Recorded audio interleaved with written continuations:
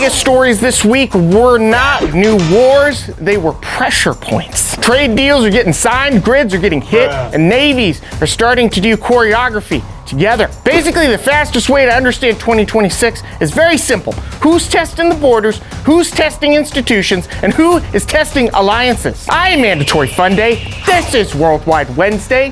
Here's everything you need to know in a couple minutes. Recently, U.S. President Donald Trump escalated public rhetoric about the United States acquiring Greenland, including tariff pressure tied to the issue, and declined to rule out force in at least one media exchange. So Denmark and Greenland reiterated that Greenland is not for sale and emphasized sovereignty and self-determination. Mr. President, off. European Commissioner for Defense and Space said a U.S. military takeover of Greenland would effectively end NATO as it exists. NATO leadership has also publicly referenced Arctic security as a growing priority, with discussion of Greenland's security remaining within NATO frameworks. This all matters because it is unusual. A U.S. versus allied sovereignty dispute playing out loudly in public space, that can harden positions on all sides. The Arctic is increasingly strategic for early warning, basing, shipping routes, and resource access, so rhetoric can escalate into real policy shifts. NATO cohesion depends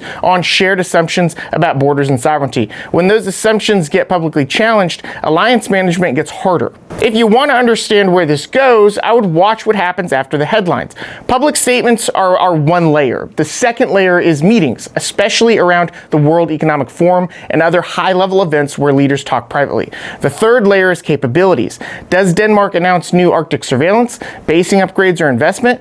Do U.S. officials shift to a security partnership framing instead of ownership framing? Those kind of moves would signal a pivot from rhetoric into practical arrangements. Historically, the U.S. has pursued Arctic basing and early warning access for decades. What's different now is how publicly sovereignty is being dragged into the conversation.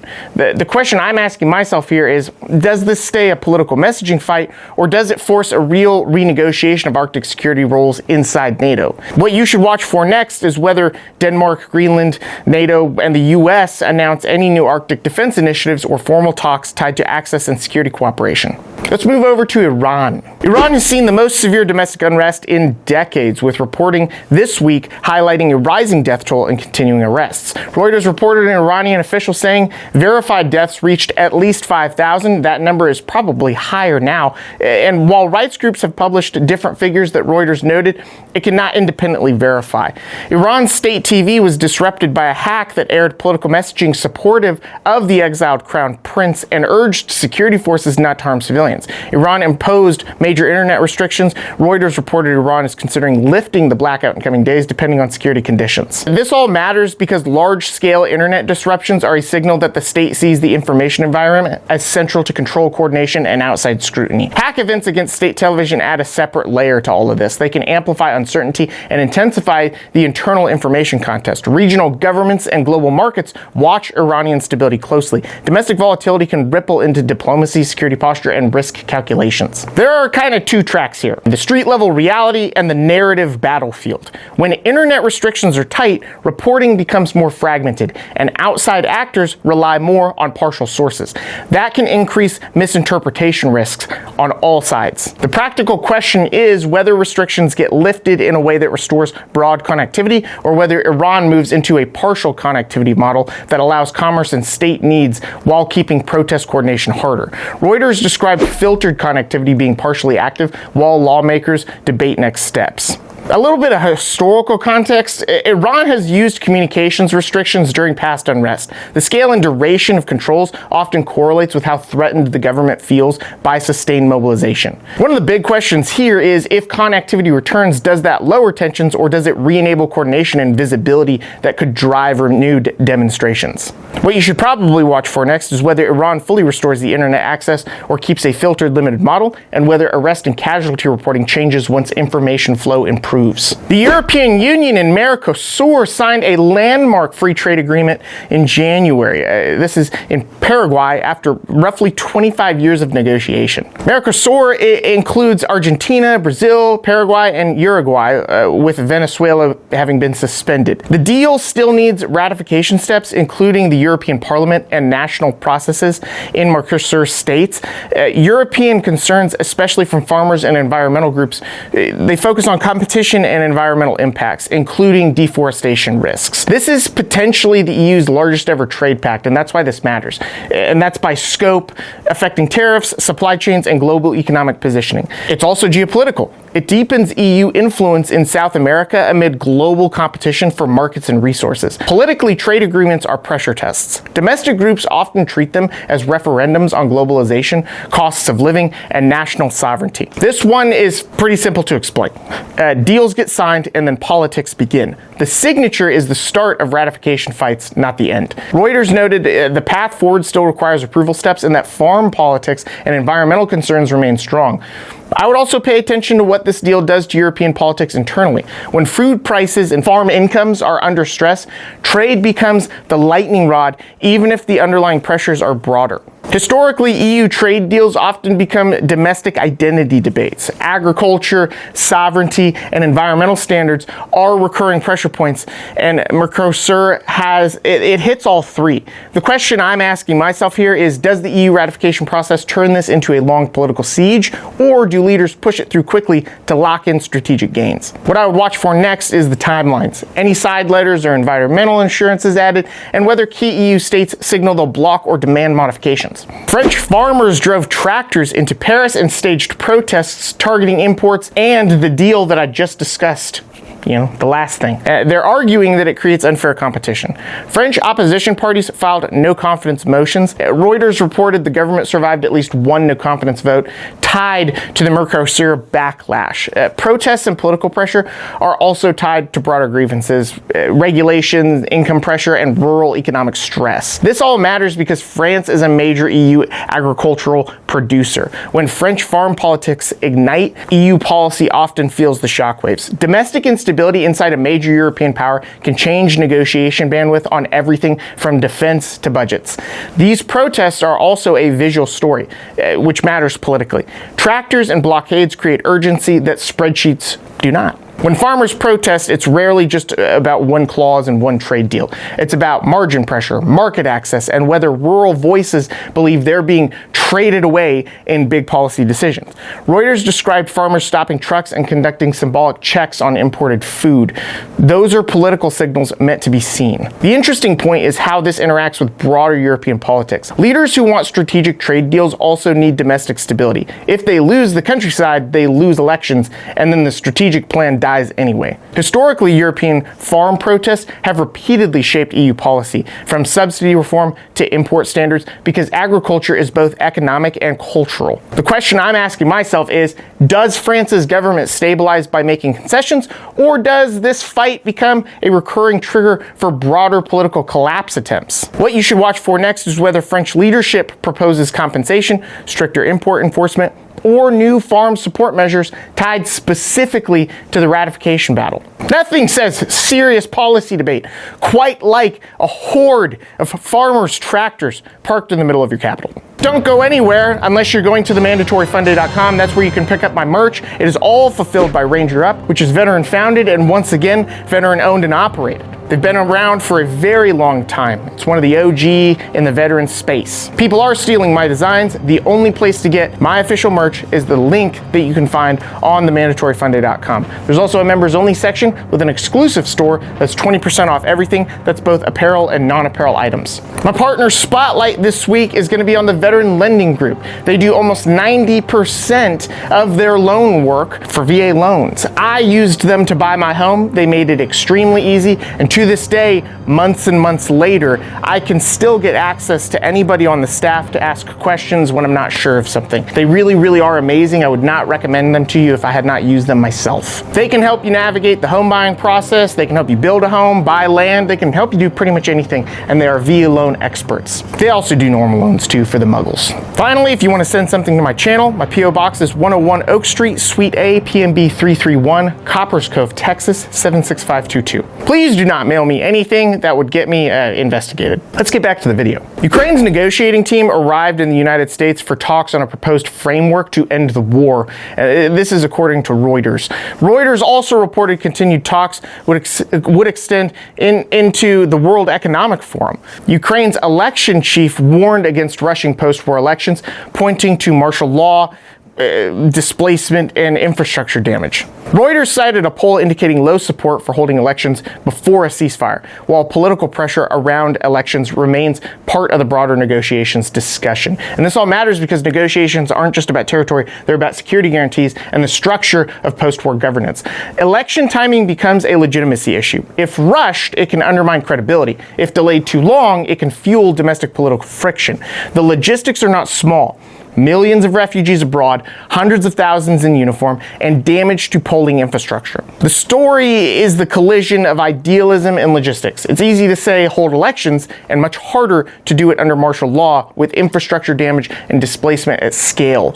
Reuters outlined the scope: a voter registry challenge, refugees abroad, and the impossibility of voting in occupied territories. On the negotiation front, keep an eye on who shows up to what meetings. Reporting indicates that contacts with U.S. officials and continuing engagement, this indicates the channel is active and structured, even if outcomes remain uncertain. Historically, post-conflict elections are often treated as a finish line, but historically, they can also be a flashpoint if security and legitimacy aren't established first. The question I'm asking myself is, are elections being discussed as a genuine legitimacy tool or as leverage within the negotiation framework to shape Ukraine's political future?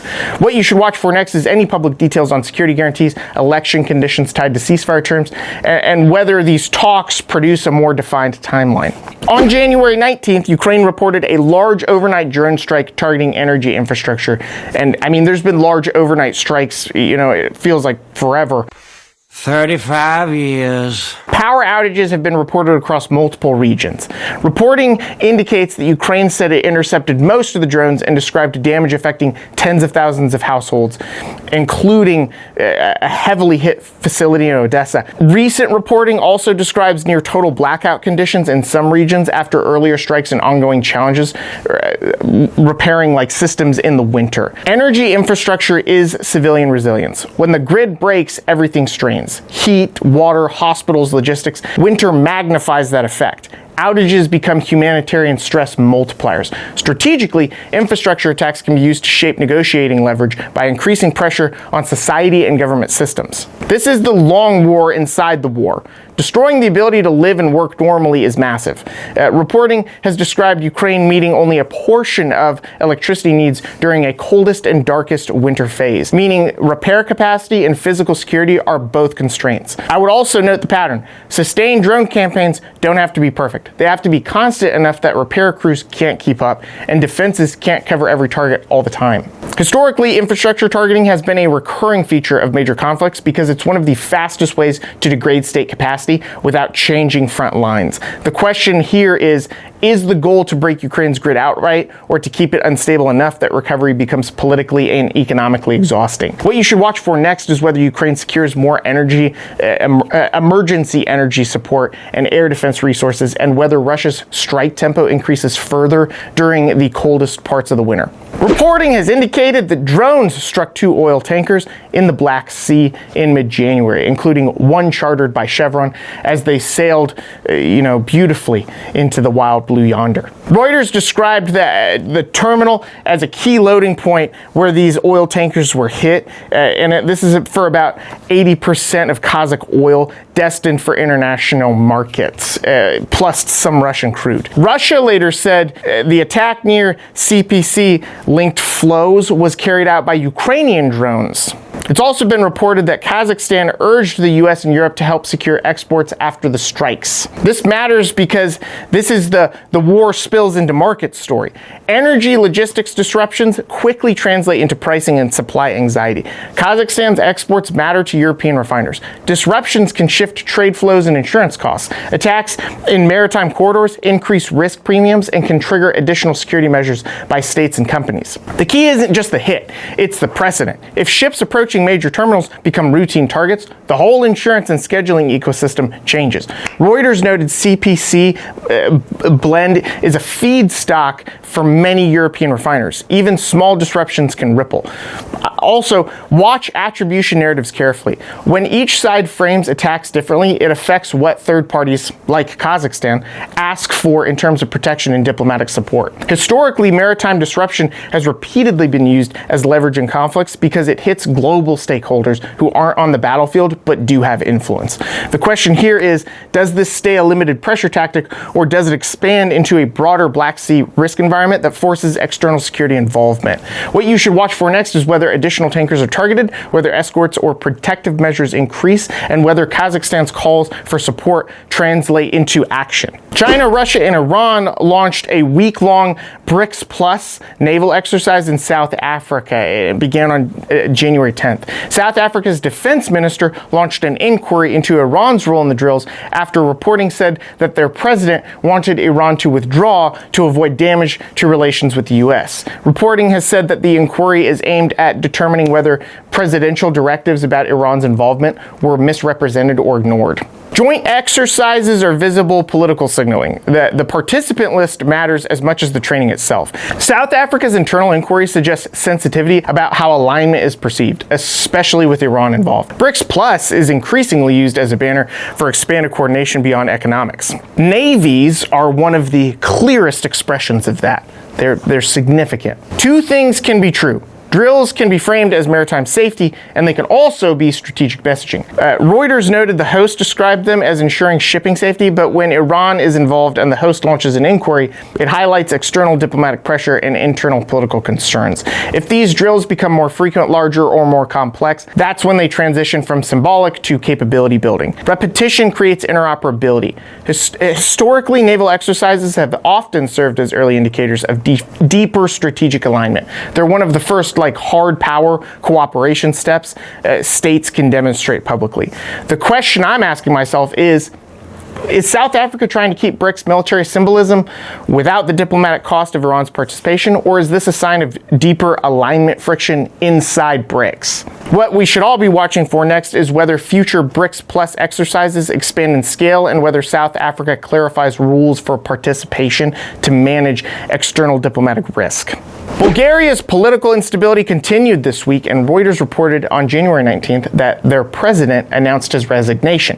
Reuters also reported his resignation was fueled by speculation he may form his own party ahead of upcoming elections. And it was also noted that Bulgaria is heading toward another parliamentary election after repeated failures to form stable coalitions. Earlier reporting has described major blocs rejecting mandates to form a government, increasing the likelihood of snap elections. Bulgaria is an EU and NATO member. Prolonged instability reduces policy bandwidth on defense, budgets, and long-term reforms. A presidential resignation during an election cycle adds uncertainty to an already volatile political environment. Political churn increases susceptibility to external influence narratives and domestic polarization. A key point here is pace. When a country cycles through elections repeatedly, it can become governance by interim arrangements, which is stable enough to function day to day, but weak for long-term planning. Reporting described Bulgaria approaching another election after coalition failures. This is a pattern, not an isolated event. The resignation of their president adds a separate storyline. If he forms a party, he may reshape coalitions or siphon support from existing blocs. But forming a party is one thing, building a coalition majority is another. Historically, repeated snap elections can produce reform fatigue, citizens can disengage, and institutional momentum declines even if the state remains formally democratic. The question here is, does this resignation move create a new stabilizing center, or does it fragment the field further and prolong the cycle? What you should watch for next is whether the former president of Bulgaria formally launches a party, how major blocs respond, and whether an election date is finalized with credible coalition pathways afterward. It has been reported that the U.S. has withdrawn support from the Global Community Engagement and Resilience Fund. This is a Geneva-based body focused on preventing violent extremism through community-level programs. GCERF leadership criticized the decision, arguing prevention work remains necessary as risks persist, including the Sahel and Afghanistan. Reuters framed the move as part of a broader withdrawal from international organizations deemed not aligned with U.S. interests. And this matters because prevention doesn't create dramatic footage, but it can shape long-term recruitment environments. Education, local resilience, community risk reduction, these are all important. A U.S. withdrawal can shift burden to other donors, shrink program reach, or push prevention into bilateral models instead of pooled funding. It signals a preference shift, how Washington balances prevention, enforcement, and multilateral coordination. This is one of those policy choices that won't trend the way missiles do, but it matters for how security ecosystems function. If prevention frameworks weaken, states often compensate with enforcement-heavy approaches later, which can be more expensive and less stable long-term. The practical question is substitution. Does the U.S. replace this funding through bilateral programs, or does prevention funding contract overall? Reporting has emphasized that GCERF's argument that extremist risks remain high. That suggests they expect impacts on program continuity. Historically, after major terrorism waves, many governments increased prevention funding. As political priorities shift, prevention is often one of the first categories to get cut because results are slow and hard to measure. The question I'm asking myself is this a narrow decision about one organization, or part of a broader strategic shift away from multilateral prevention as a core counterterrorism tool? What you should watch for next is whether the U.S. announces replacement prevention funding channels and whether other donors step in to keep GCERF programs running at scale. Prevention is the least cinematic part of security policy, and that's probably why it always gets forgotten. You heard a lot today. We heard about Ukraine. We heard about terrorist organizations. We heard about navies doing things. All crazy stuff. I hope you feel okay. And if you need a hug, find somebody close to you. I am Mandatory Fun Day. This was Worldwide Wednesday, and that was everything you needed to know in a couple minutes.